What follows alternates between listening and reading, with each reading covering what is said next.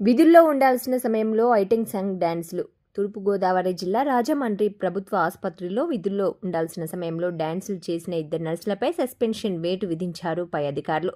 మహిళా దినోత్సవం ముందు రోజు ఆసుపత్రి సెమినార్ హాల్లో కొందరు నర్సింగ్ సిబ్బంది ఐటెం సాంగ్కు డ్యాన్స్ చేసిన వీడియో సోషల్ మీడియాలో వైరల్ అవుతుంది. దీంతో విధి నిర్వహణ సమయంలో రోగులను నిర్లక్ష్యం చేసి డ్యాన్సులు చేశారని వెలువెత్తాయి విమర్శలు. ఈ ఘటనను తీవ్రంగా పరిగణించి విచారణ చేపట్టారు వైద్య ఆరోగ్య శాఖ ఉన్నతాధికారులు.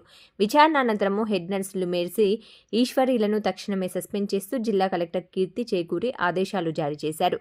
అదే సమయంలో డ్యాన్స్లను ప్రోత్సహించిన మరో 12 మంది నర్సులకు షోకాజ్ నోటీసులు జారీ చేసినట్లు అధికారులు తెలిపారు.